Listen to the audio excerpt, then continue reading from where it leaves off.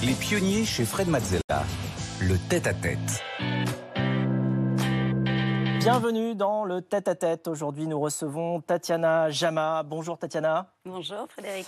Alors, tu es l'une des toutes premières femmes entrepreneurs de la tech en France. Tu as fondé 3 entreprises, un collectif de femmes entrepreneurs et plus récemment le premier fonds d'investissement visant à financer exclusivement des équipes mixtes hommes-femmes.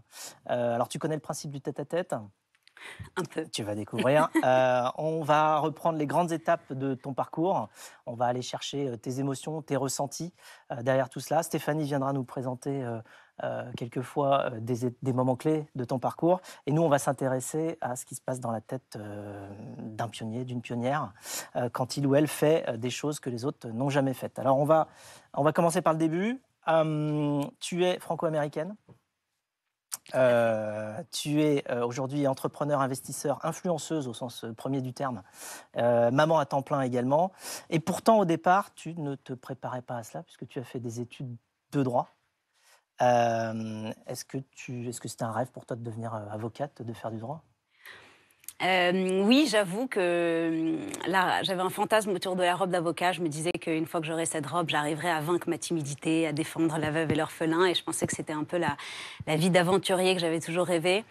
Et puis, j'avais un peu trop regardé Ali McBeal aussi. Je ne sais pas si vous vous souvenez de cette émission où il y avait une femme avocate et qu'il arrivait pas mal d'aventures. Et j'ai réalisé très tôt que ce n'était pas tout à fait la vie d'aventurier que j'avais rêvé d'avoir. Pourtant, tu as fait toutes les études pour ça. J'ai fait toutes les études pour ça. Parce que tu as fait donc, des études de droit des affaires à l'université Paris 1, Panthéon-Sorbonne, dont 1 an à NYU Stern, donc à l'université à New York. Un master en droit des affaires et management international à HEC. Tu as fait l'école du barreau. Et puis tu as fait une première plaidoirie. Alors, comment ça s'est passé ? Effectivement, c'était un peu pendant cette première plaidoirie, j'ai réalisé que c'était pas exactement ce que j'avais envisagé.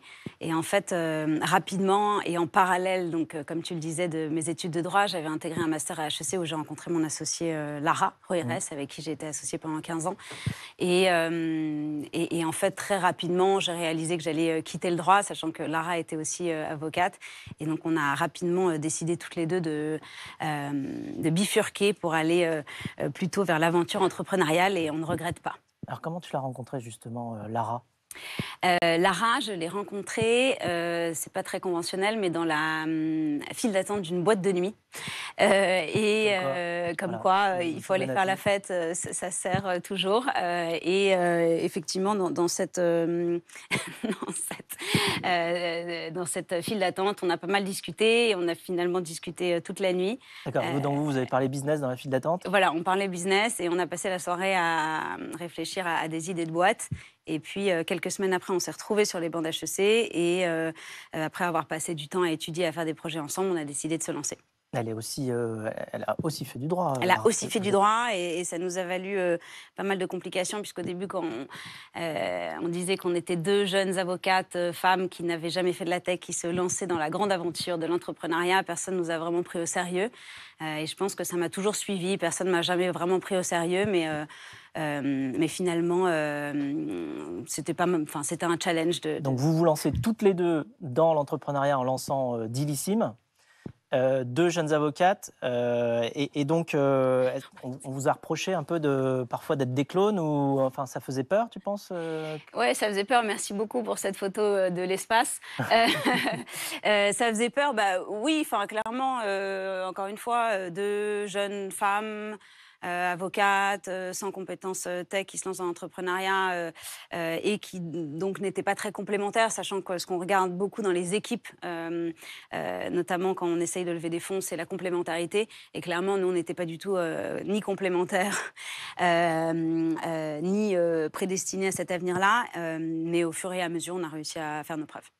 Alors, que faisait Dilissime, Stéphanie ? Avec Dilissime, proposez un service d'achat groupé dédié aux femmes. Chaque acheteuse s'inscrit à des deals qui, s'ils réunissent un nombre suffisant de participantes, permettent d'obtenir des produits et des services orientés vers le haut de gamme, à des prix évidemment très avantageux. Un principe gagnant-gagnant pour Dealissime, pour les acheteuses évidemment, et puis aussi pour les commerçants implantés d'abord à Paris, Lyon et Marseille. Le succès était immédiat et il est tel qu'un an après la création de Dealissime, eh bien, l'américain Living Social, qui est le concurrent direct de Groupon, devient actionnaire majoritaire de Dealissime. Tout à fait. Alors, racheté après à peine 2 ans, c'est vraiment un succès totalement éclair. Ça s'est passé comment, alors, justement, cette phase de revente? Effectivement, on ne s'y attendait pas. Enfin, je pense que ce soit notre première levée de fonds ou la vente, à chaque fois, c'était un peu des moments qu'on n'avait évidemment pas du tout anticipés. Et ce qui s'est passé, c'est qu'effectivement, on devait lever des fonds à ce moment-là. Finalement, on n'arrivait pas à lever suffisamment puisque le concurrent américain avait levé à ce moment-là 300 millions. Nous, on avait levé 600 000 euros. Donc, 600 000 euros, 300 millions, Ah oui. petite différence. Et donc, en levant des fonds, on a essayé aussi de rentrer en contact avec un certain nombre de partenaires américains. Et j'avais envoyé une bouteille à la mûre sur LinkedIn. Je ne sais pas si c'est encore possible, mais en tout cas, à l'époque, c'était en 2011. Donc, j'envoie un mail en disant « Hi, I'm a French entrepreneur. Je cherche à lever des fonds ou à rejoindre un groupe industriel. » Et quelques semaines plus tard, les équipes de Living Social, donc qui est une filiale d'Amazon, étaient à Paris et le début de la négociation a commencé. Donc, comme quoi, tout peut partir d'une bouteille à la mer sur LinkedIn. Juste après ça, vous refondez toutes les deux une autre boîte ensemble, donc Sélectionniste en 2013, basée sur la technologie. Donc là, c'était très tech, hein, c'est quand même assez un challenge aussi d'aller dans ce domaine-là. Tu peux nous raconter brièvement l'aventure Sélectionniste, comment ça a démarré, comment ça a continué, où ça en est, enfin, comment vous avez transformé aussi, parce que je crois qu'après, justement, ça a aussi donné lieu à justement Levia que vous avez fondé juste après. Oui, avec plaisir. L'idée était assez simple, c'était de se dire aujourd'hui, quand on voit quelque chose qui nous intéresse, soit on déchire une page, soit on prend une photo, et donc nos appareils, nos téléphones sont devenus finalement... il y a énormément d'images qui devraient être connectées, entre guillemets, mais qui ne le sont pas, qui sont en fait des aides-mémoire. Donc on s'est dit, pourquoi est-ce qu'on ne pourrait pas juste simplement, en prenant en photo une image, l'acheter. Donc c'était un peu l'ancêtre du QR code. Et donc on a commencé en faisant des partenariats avec une trentaine de magazines féminins, donc le Elle, le Madame, le Vogue. Et l'idée était que chaque semaine, on avait la possibilité donc, de prendre une photo et d'acheter ce qui se trouvait dans le magazine. Ça a très bien C'était une technologie un démarré. peu d'intelligence artificielle. C'était une technologie qu'on avait qu'on licenciait à l'INRIA, avec qui on avait fait un partenariat. Et effectivement, tout était basé sur une technologie de reconnaissance d'image. Et on avait levé 2 millions d'euros avec le fonds Elaya Partner et le Family Office de la famille Fiat et quelques business angels. Et donc, on a passé énormément de temps à évangéliser un peu ce marché de l'image connectée. Et au fur et à mesure, c'est devenu en fait une techno, parce qu'on s'est rendu compte qu'il y avait finalement plus de valeur dans la techno que dans l'usage qu'on en faisait. Et donc, on a un peu scindé la société en différents actifs. D'accord. Et donc, ça a donné ensuite Levia. Vous avez encore... On a encore entrepris avec Levia. Troisième boîte. Effectivement, Levia, que Lara Roires dirige aujourd'hui, c'est une... Toujours toutes les deux. Hein. Ouais, toujours toutes les deux. C'est ce qu'on appelle du search conversationnel. Donc, l'idée, c'est de pouvoir parler en langage naturel à une machine et qu'elle réponde et qu'elle comprenne les intentions. Et alors, forte de cette expérience entrepreneuriale avec toutes les, les circonstances dans lesquelles tu as interagi, tu as remarqué et tu as voulu mettre en avant une problématique dans le rôle des femmes et leur présence dans l'écosystème. Tu crées en 2018 le collectif de femmes entrepreneurs et investisseurs Sista, pour Sister, un peu. Hein. Ouais. C'est ton anglais, anglais américain. Quelle est l'ampleur du problème ? L'ampleur, il y a tout dans la question. Ce qui s'est passé, c'est que donc en 2018, je partageais les bureaux de Litchi, donc qui a été fondée par Céline Lazorte. Avec Céline, on discutait beaucoup puisqu'on avait commencé en 2008 toutes les deux, qu'on était en 2018 et qu'on a réalisé qu'en 10 ans, finalement, il n'y avait pas grand-chose qui avait bougé puisqu'on posait un peu les mêmes questions absurdes autour de l'entrepreneuriat au féminin. Donc, on disait que les femmes manquaient d'audace, qu'il n'y en avait pas assez. On demandait où étaient les femmes alors que nous, on en voyait plein. On mettait en cause, encore une fois, leur ambition alors qu'on était entouré de femmes extrêmement ambitieuses. Et donc, on s'est dit, il doit y avoir un problème qui est quand même un peu plus gros que le fameux manque d'audace. Et donc, on s'est mis à compter avec une conviction forte qui était de compter les femmes pour que les femmes comptent. Et en comptant, donc tout simplement, c'est assez fou que personne ne l'ait fait avant, en allant sur des sites de venture capitalistes, en allant sur LinkedIn, on a réalisé qu'il y avait uniquement 2% du venture, donc de l'argent qui finance l'innovation, qui était allé à des femmes entrepreneurs sur les 10 dernières années. 2%. Voilà. Et donc, quand on a vu le 2%, on s'est dit qu'il y avait quelque chose. C'est moins qu'un pourboire. Évidemment qu'il y a énormément de problèmes autour de la mixité en entreprise, mais qui a été quand même régulé. Et quand on parle de l'entrepreneuriat, nous, ça a vraiment été un choc, parce que c'était finalement, pour nous, une façon de construire un monde un peu nouveau. En tout cas, c'était la promesse. Et quand on a vu ces chiffres, on s'est dit qu'il y avait évidemment un problème qui était beaucoup plus important et qu'il fallait qu'on essaye de l'adresser, notamment du fait qu'on avait un réseau et qu'on avait la possibilité d'agir à ce niveau-là. Et l'adresser avec l'humour, justement, puisque ce que vous avez fait, c'est que vous avez commencé par faire une campagne indiquant « et si j'étais une femme ou si j'étais un homme, quelles seraient mes chances de lever des fonds ?» Donc vous êtes parti sur cette thématique-là, justement, en prenant des gens des hommes qui avaient levé des fonds. Ah ben voilà, donc du coup, moi aussi, j'avais participé à cette campagne. Là, on voit Cédric O. Est-ce que pour lever des fonds, il faut être un homme ou devenir un homme? Donc là, on a Fleur Pellerin en homme et en femme. On a Laura Medji en homme et en femme également.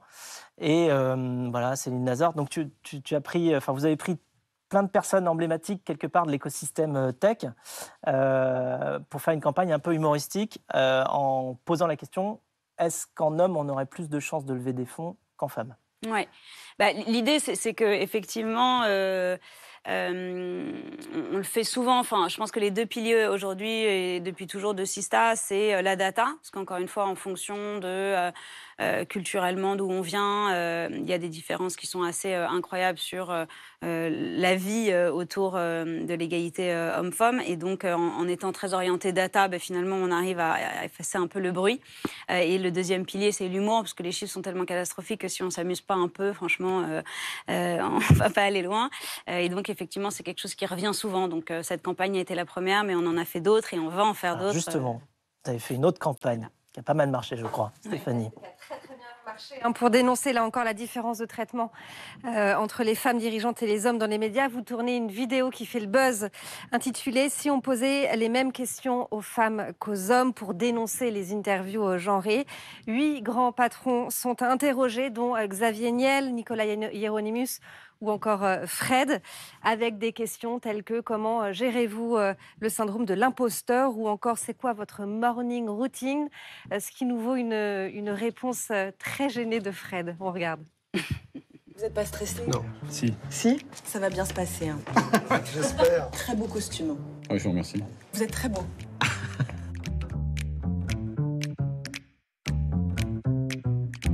Nicolas Hieronymus, Jean-Marie Triton, Thierry Déo, Cédric O, Philippe Zawati, Xavier Niel, François-Henri Pinault, Frédéric Mazella, bonjour. Bonjour. Bravo pour votre parcours exceptionnel. C'est très rare d'occuper de telles fonctions pour un homme de votre âge, on n'est pas habitué. Vous avez droit à quel genre de commentaires, parce que ça a dû en étonner plus d'un? Non, en fait, je me pose pas cette question-là. Et on va passer maintenant au vrai sujet. C'est quoi votre morning routine? Alors je me lève, je prends ma douche. J'essaie de me laver. Je regarde mon téléphone. Je lis le journal. Je vais prendre un café. J'ai un produit génial, c'est Augustinus Bader, une petite crème, c'est un truc de fou. Est-ce que vous avez une adresse beauté à Paris? Bah non. Non, c'est vrai. Pour moi, la réponse est la bonne. On t'a déjà posé ces questions-là, toi? Oui, enfin, effectivement, ce qui est assez drôle, et c'est vrai qu'on s'y attendait pas, parce que c'est une vidéo qui a été vue par plus de 10 millions de personnes.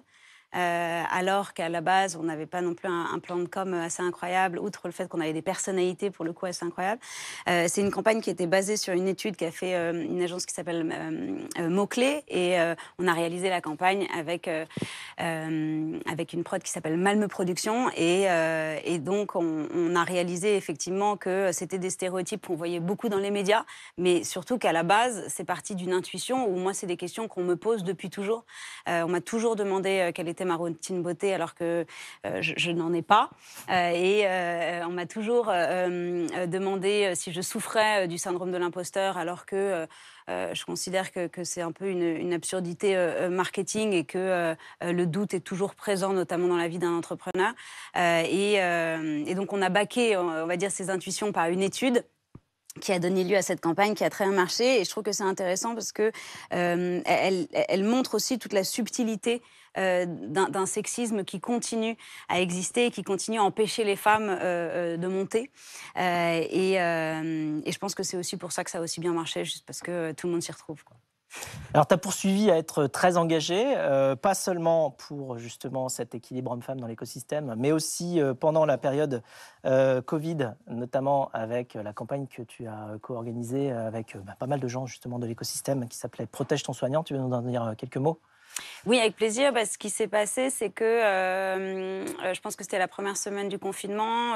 On avait un de nos amis qui s'appelle Thomas Clausel, qui a monté une entreprise Health Tech, donc qui s'appelle Hawkin, qui avait énormément de liens avec les hôpitaux, parce que c'était un ancien médecin, et qui nous disait qu'il manquait évidemment absolument de tout. Et au début, c'était juste donner un coup de main pour essayer d'acheminer quelques masques, quelques respirateurs, quelques repas. Et au fur et à mesure des semaines, on s'est rapidement organisé, parce que je pense que ce qui nous reliait, c'était notre capacité, notre envie d'entreprendre et d'aider, notamment les soignants. Et ça a été une aventure humaine assez exceptionnelle. C'est parti d'un groupe WhatsApp, ça a grandi. Voilà, c'est parti d'un groupe WhatsApp. On a rassemblé 120 bénévoles. Ça a duré à peu près 6 mois. Vous avez collecté 8 millions d'euros. On a collecté 8 millions d'euros. Livré 380 hôpitaux. On a livré 380 hôpitaux. On était en lien avec les ARS, avec les hôpitaux, avec l'ensemble des établissements qu'on pouvait aider. Et on a mis en place une organisation un peu agile qui, d'un côté, levait des fonds, faisait de la com pour lever des fonds, acheminait... Avec Star Solidaire pour lever des fonds aussi. De l'autre côté, Star vous avez Solidaire réussi à aussi. mobiliser tout un tas de personnalités de tout l'écosystème français, de Yannick Noah à Jean-Jacques Goldman, je crois bien. Oui, ouais, effectivement. C'était pour la bonne cause, et je pense que tout le monde avait très envie d'aider. Ça a été un moment de solidarité incroyable, et je pense qu'on était tellement... c'était un climat tellement anxiogène que le peu qu'on pouvait faire nous faisait du bien. Et donc tout le monde a été absolument incroyable d'un point de vue opérationnel, mais aussi on a vraiment eu des gens qui ont travaillé nuit et jour pendant 6 mois pour justement accomplir tout ça. Et juste après cela, donc, tu poursuis dans justement la lignée d'aller encourager l'équilibre homme-femme. Et là, cette fois-ci, tu crées un fonds, le premier fonds justement d'investissement, qui a pour objectif d'aller financer exclusivement des équipes mixtes. Femmes ou mixtes, oui. Ouais, femmes ou mixtes. Oui, exactement. Effectivement, à partir de 2018, j'ai commencé à m'intéresser à ce qu'on appelle le funding gap et l'impact investing. Le funding gap, c'est la différence de levée de fonds entre les femmes et les hommes entrepreneurs. Et avec notamment Sista. Et au bout d'un moment, la passion a un peu grandi, et j'ai réalisé en janvier dernier que j'avais très envie d'aller un pas plus loin et de lancer un fonds d'investissement dédié au sujet. Et je pense que du fait que je suis entrepreneur, au bout d'un certain temps, à dire il faut absolument investir dans des femmes. J'investissais aussi pas mal dans des femmes en tant que business angel. Je me suis dit qu'il fallait professionnaliser tout ça. Et donc, j'ai lancé à partir de janvier avec la société 50 Partners et Jérôme Mazurel un fonds d'investissement qui s'appelle le Sista Fund, qui a pour ambition de lever 100 millions d'euros pour financer les équipes femmes ou les équipes paritaires. Et on a aujourd'hui fait un premier closing, donc à 30 millions, avec énormément d'entrepreneurs de la tech, la Française des Jeux, la BNP et L'Oréal. Et on continue sur notre lancée pour essayer d'atteindre cet objectif de 100 millions. Et alors, on a une question surprise pour toi de quelqu'un que tu apprécies beaucoup. C'est parti. Bonjour Tatiana, c'est Cédric. J'espère que tu vas bien. Écoute, j'ai une question assez personnelle pour toi. Tu as déjà fait 3 boîtes. Tu as créé une boîte, puis tu l'as revendue. tu as recréé une boîte, puis tu l'as revendue, puis tu as recréé une boîte. Tu lances aujourd'hui, il y a quelques semaines, un fonds d'investissement, et puis à côté de ça, tu t'engages sur les sujets qui te tiennent à cœur, comme Sista, la cause des femmes, etc., etc. Et donc ma question, elle est assez simple. Elle est, dans le fond, tu ne te poses pas beaucoup. Qu'est-ce qui fait courir Tatiana Jama? Qu'est-ce qui fait courir Tatiana Jama? Demande Cédric O, notre ancien ministre du numérique. Un mot juste sur Cédric, je me permets, parce que je pense qu'on n'aurait pas pu... Sista n'aurait pas pu avoir l'ampleur que Sista a aujourd'hui sans finalement un engagement très fort de la part du gouvernement. Cédric O a été assez clé puisqu'il a pris le sujet au sérieux. Là où, malheureusement, beaucoup ne le prennent pas au sérieux et considèrent que c'est des sujets de façon condescendante qui sont moins importants. Et je pense que le fait qu'il le porte haut et fort a été assez clé dans le développement de Sista. Donc, je le remercie. Qu'est-ce qui fait courir Tatiana Jama? Encore une fois, l'adrénaline qu'offre l'entrepreneuriat. Je considère que lancer un fonds, c'est aussi l'entrepreneuriat. C'est assez extraordinaire de se lever tous les matins, de travailler avec les gens qu'on a choisis, d'être au cœur d'une actualité tech que je trouve passionnante, et puis surtout de se dire qu'on peut avoir un impact. Et si dans 5 ans, j'ai levé un des plus gros fonds Genderlens, donc focus sur les femmes entrepreneurs qui surperforment, et que j'ai réussi à prouver que c'était non seulement un investissement rentable, mais que c'est un investissement encore plus rentable que d'investir dans des équipes 100% masculines. Je pense que la course aura valu le coup. Bon alors, et pour tout cela, et pour aussi t'encourager à continuer, tu as reçu l'Ordre national du mérite, justement, de la part de Cédric O. Il faudrait un canapé de psychanalyse ici. Ah non, il n'y a pas de canapé là. Ici, c'est quand même, tu vois. Donc, on te voit ici avec le drapeau français. C'est à Bercy, je crois. Oui. Lors de la remise de. Je suis très fière, c'était une très jolie photo. Oui. Ça représente quoi pour toi? C'est assez étonnant parce que je me suis rendu compte le jour J que ça représentait beaucoup. J'ai été incroyablement émue de cette reconnaissance parce que mes 4 grands-parents ne sont pas français. Ma mère est cubaine-américaine même si j'ai grandi en France, j'ai toujours un peu cru que j'étais de passage. Et c'est vrai que cette médaille, finalement, m'inscrit, je pense, dans le long terme, moi, mon mari, ma famille. Et c'était pour moi une belle reconnaissance, mais surtout un encouragement à continuer avec le fonds, et puis à continuer aussi un certain nombre d'engagements. Je suis entre le public et le privé, et je suis ravie de cette place et d'arriver à faire en sorte que cet écosystème soit un peu plus ouvert, quelque chose qui me tient à cœur. Donc, tu as un message pour les entrepreneurs et les entrepreneurs qui nous suivent? Que c'est une des plus belles aventures qui existent. Donc, si vous hésitez... Pose la question d'essayer, tu leur dis quoi? Qu'il faut absolument le faire parce que, encore une fois, c'est un métier assez exceptionnel où, notamment dans les 10 prochaines années, il y a énormément de choses à faire, qu'on a énormément de défis à relever, qu'à mon avis, c'est plus facile de les relever en étant entrepreneur qu'ailleurs. Alors pour conclure, j'ai une question inattendue, puisque tu m'avais demandé quelle était ma routine beauté le matin. J'ai une question pour toi. Tu fais combien de pompes chaque matin? Je tiens à dire que tu es plus maquillée que moi. Donc en termes de routine, de beauté, on peut dire que j'en ai. On devrait faire une photo de ta salle de bain, à mon avis. On verra qui a le plus de crème ou de produits. Et donc les pompes, je ne fais pas de pompes. J'essaye de faire un peu de yoga, mais je ne fais pas de pompes. Mais peut-être que je devrais en faire un peu plus. Merci beaucoup, Tatiana. Merci, Frédéric. Et quant à nous, on se retrouve juste après pour la séquence du pitch. Les pionniers chez Fred Mazzella sur BFM Business.